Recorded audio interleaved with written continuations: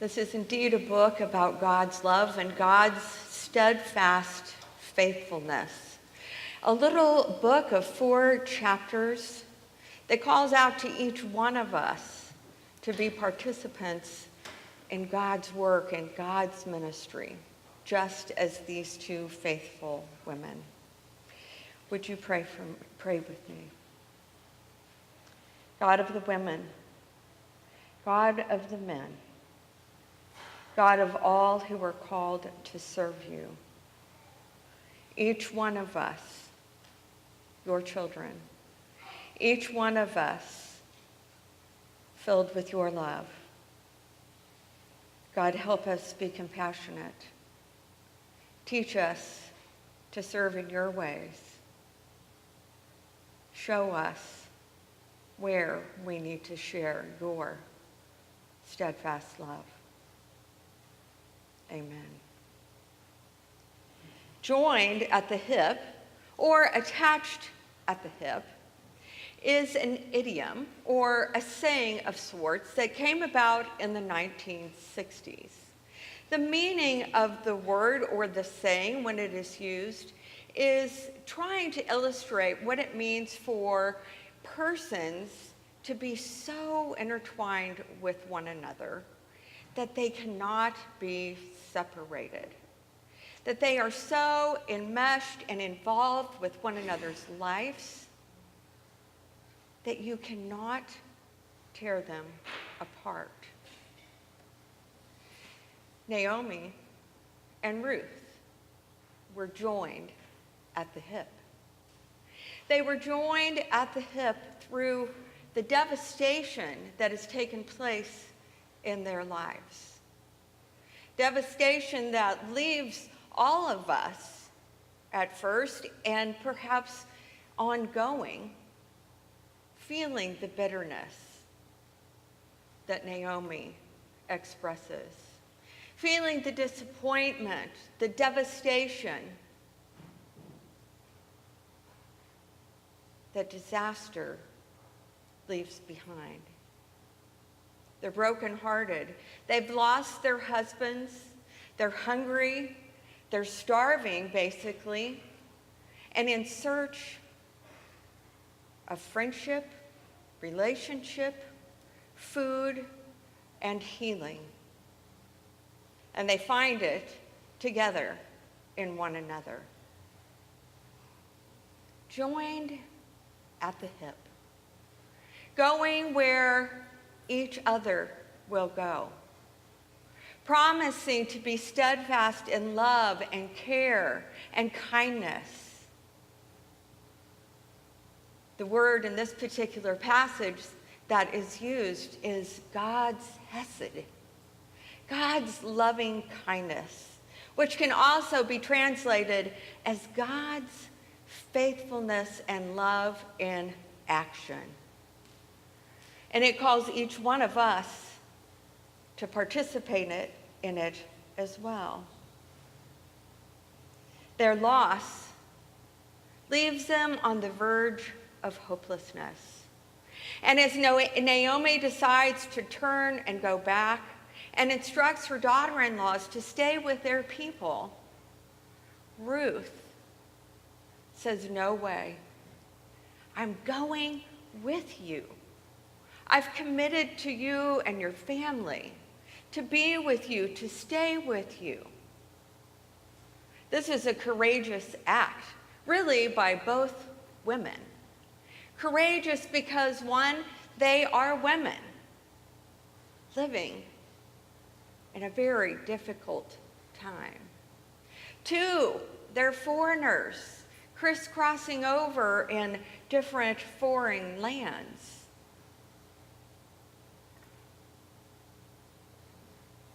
And 3, not necessarily holding the same belief practices or the same belief in God or God's.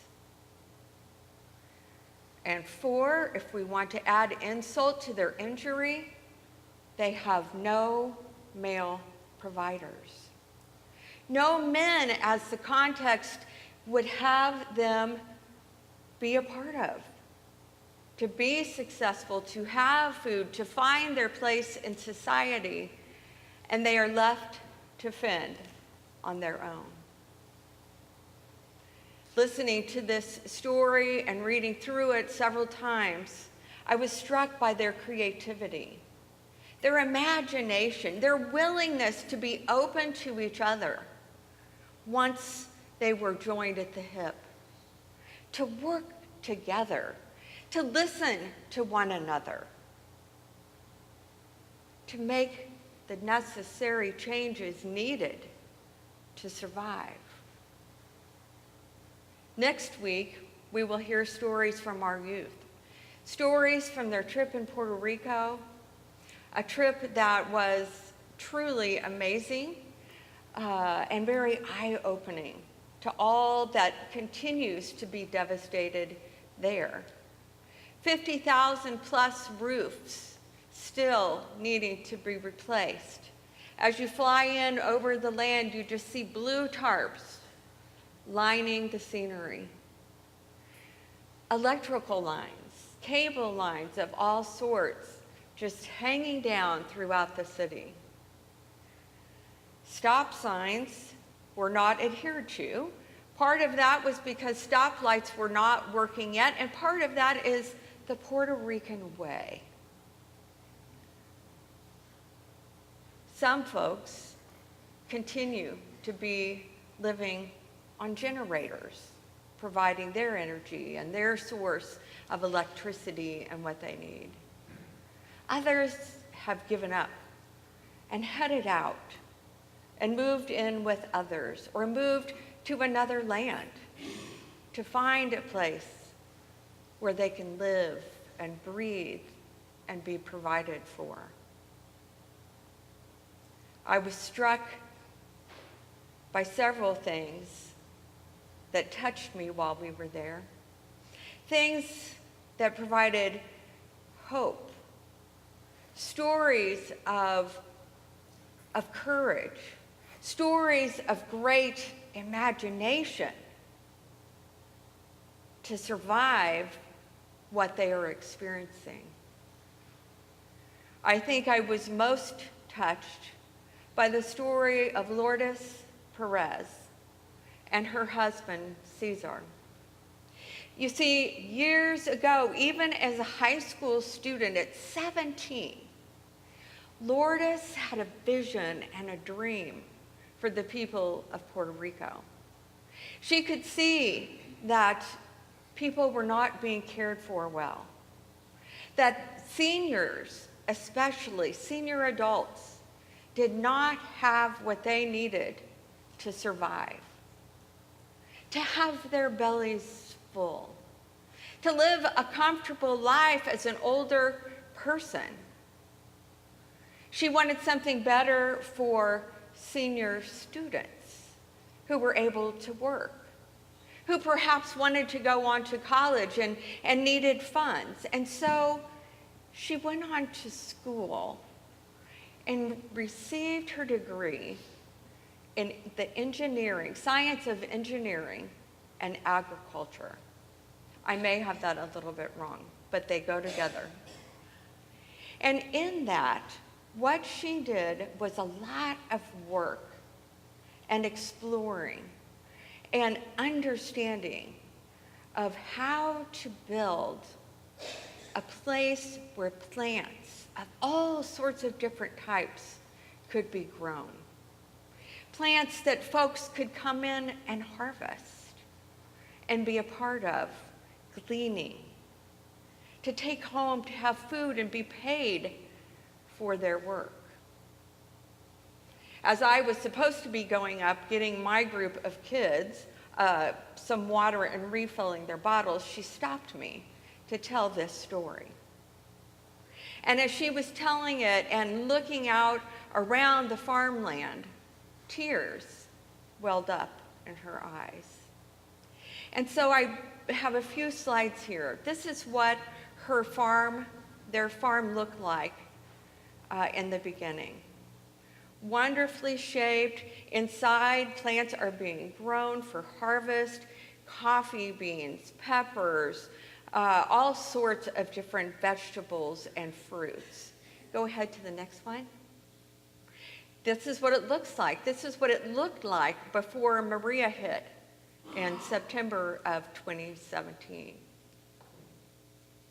This is what parts of it look like today.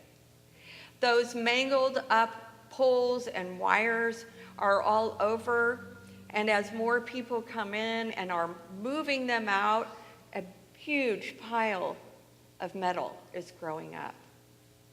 This is one of the plots, the places where my little work crew worked, and the entire area that looked once like the picture you just saw, within this 10-month time, was completely overgrown with weeds.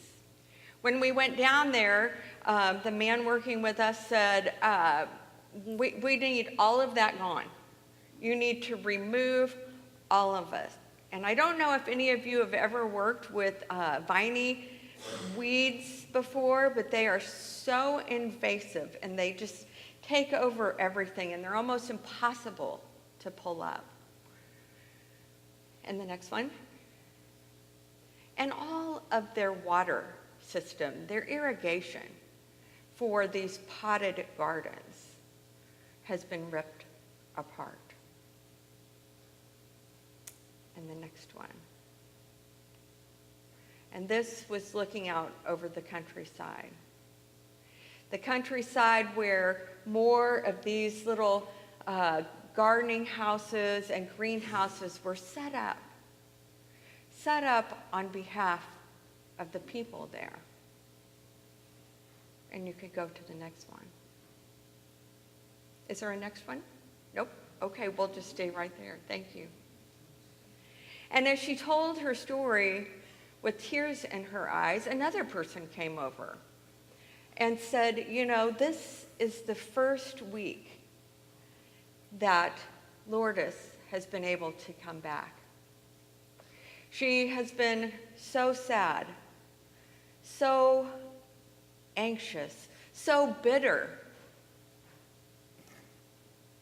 feeling a loss and a lack of hope, that she hasn't been able to come back.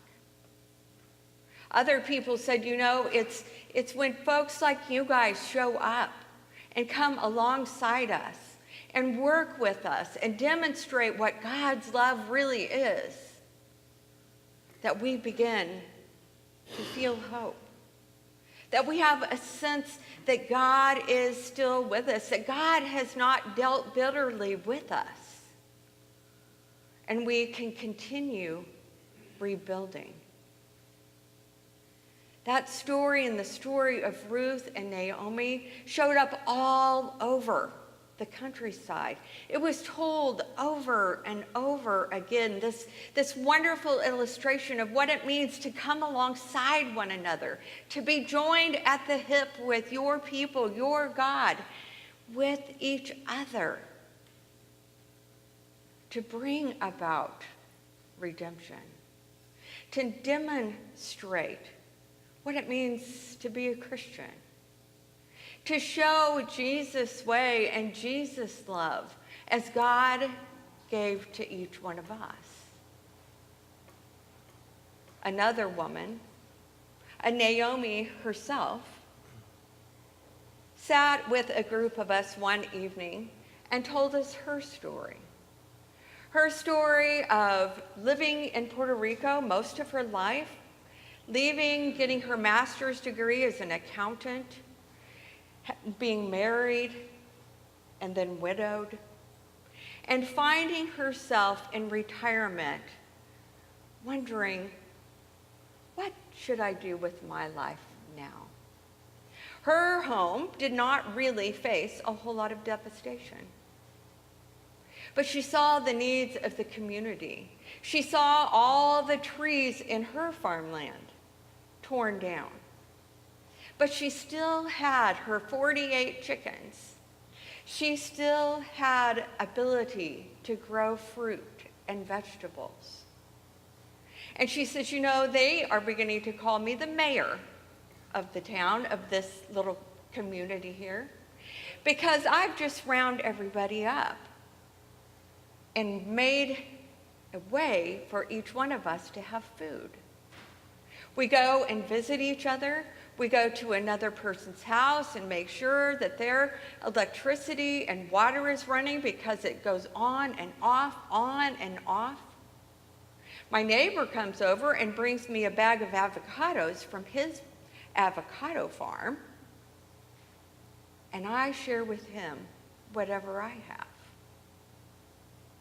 She says, I have no intentions of leaving here. I plan to stay here and stay with my people. I plan to stay here and be in community with them until I die. And I don't quit going. I keep going. I keep going because I love God. I love my church, and I love my people. As Naomi and Ruth traveled back, there was indeed quite a stirring that this foreign woman would be coming back with Naomi, and what happened to Naomi and her family, to her husband, to her sons. One of her daughter-in-laws is not with her, and she left full and now has come back starving, empty, devastated, but with Ruth right beside her. Caesar, Lourdes' husband, perhaps was Naomi. He stirred things up. He made people see him. And he told his story. He wasn't afraid to tell the story of the pain that he experienced. He could barely talk English, but when he got me in his little Jeep, he took me around that countryside and showed me where things had been ripped apart, including his own heart. His tears didn't hang on the brink. They flowed out, dripping. And at each station, he showed me where folks had come and worked with them, where folks were a part of rebuilding with them, had listened to them, shown compassion and love. And he says, hope. Hope. We must have hope.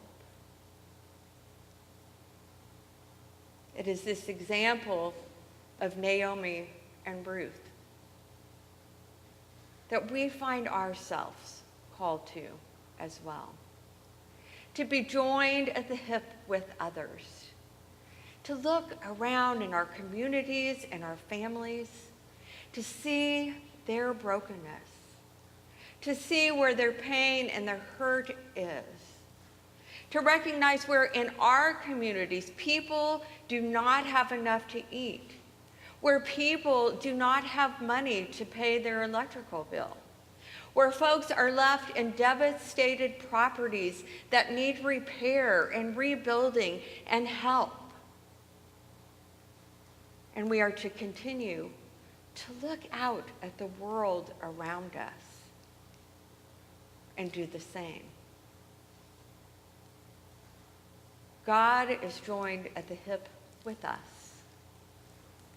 And we are called to go where God goes, to stay with God, to be with God's people as we are the people of God. Amen.